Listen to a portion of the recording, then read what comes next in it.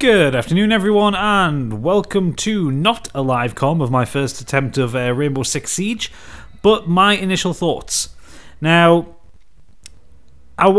as you know with this channel, whenever I get a new competitive multiplayer online game, I tend to play my first game live, whether it be the likes of Heroes of the Storm or Call of Duty or any game like that.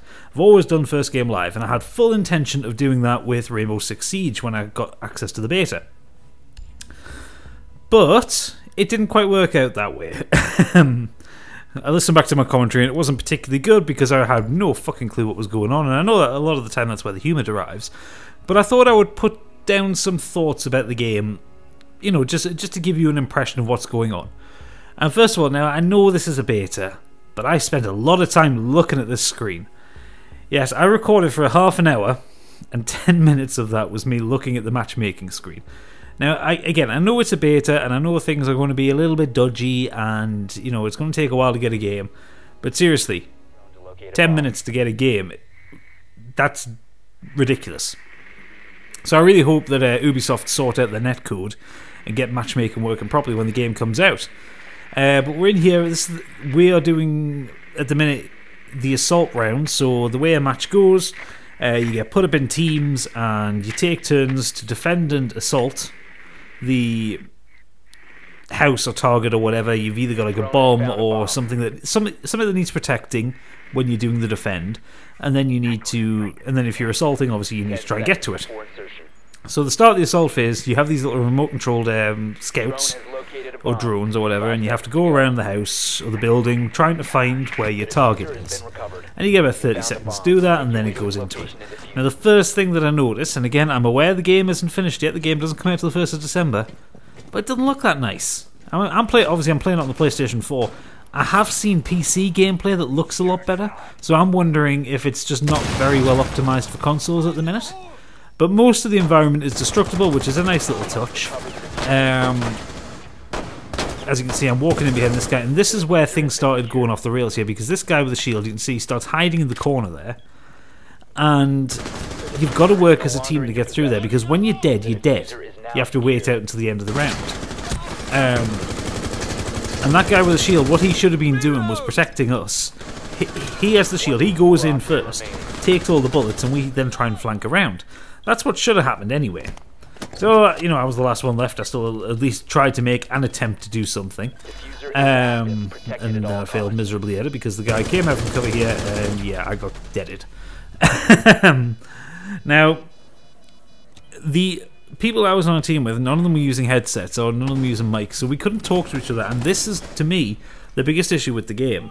It's going to have a bit of a situation like Evolve had, where Evolve was great when you had a party, when you had 4 people you could go into and you could wreck shit and you were talking to each other, and, you know, you call for a medic, or you could point out where the assault was, you know, where the assault needed to be, and that kind of thing when you spot the monster. Rainbow Six Siege is a lot like that, in the respect that if you're not talking to each other, it's really hard, because you die so quickly. The time to kill is really low. It's a realistic time to kill, to be fair, because, you know, a human body can only take so many bullets, and you don't heal. There's no kind of auto healing. You take a shot to the shoulder or something like that, you're injured. You take another bullet, you're dead. Simply enough. And we had a couple of times in matches where, like, someone would be the last one left, and there was nothing you could do about it, because, you know, we couldn't tell them, you know, look to the left, look to the right, because when you die you go into this kind of spectator mode where there's like different camera angles around the premises. And the idea is you're still able to talk on team chat, and you're supposed to tell the other person, you know, what's going on. The same applies when you're actually scouting out the house. You're supposed to say, okay, upstairs, downstairs, you know, there's 2 guys here, there's 2 guys there. There were so many situations where we failed a mission because we couldn't talk to each other because no one else had their fucking headsets in. And that irritated the piss out of me.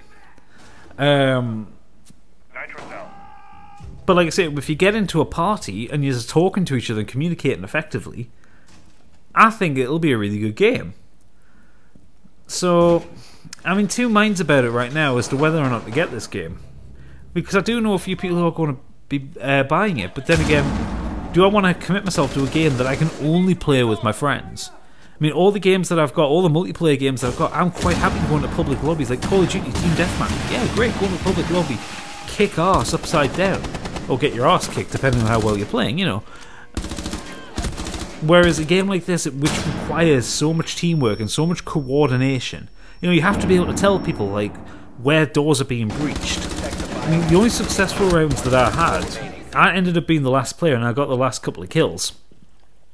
And it was only because, like, you can see your teammates through walls, you can see where they were, and I watched them get picked off.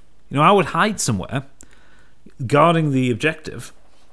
I'd watch the other guys get picked off and then kind of approximate where the enemy was. A couple of times I shot through a wall and got them in. That was pretty fun, actually. That was pretty good. I liked that. But it still concerns me that it is so reliant on teamwork that playing in public lobbies, it's going to be fucked. I mean, there's two modes in the beta. I've only tried like this mode, the multiplayer mode. There is one where you can do like 1 to 5 players versus an elite AI.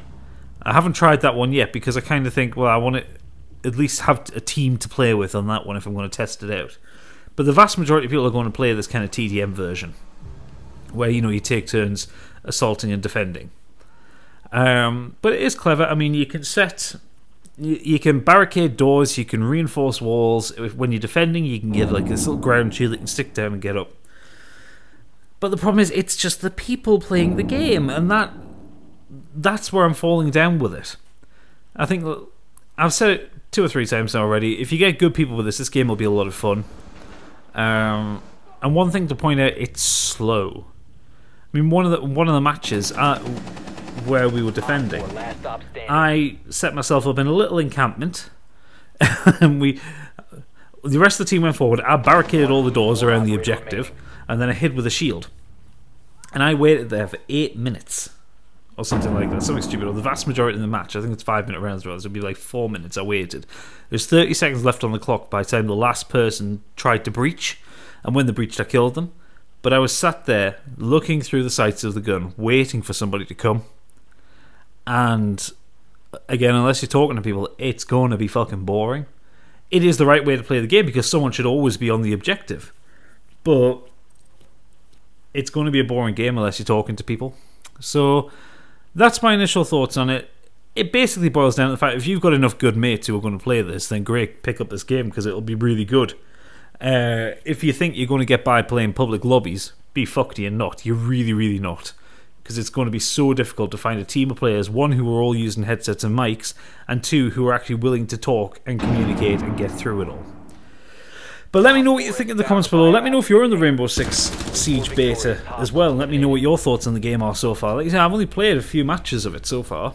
And I've gotten so far. How many times have I said so far? Anyway, I'm going to try and play some more over this weekend and see if I can kind of refine my thoughts a bit more. And if I do, I'll do another video about it. For now, thank you for watching and good night.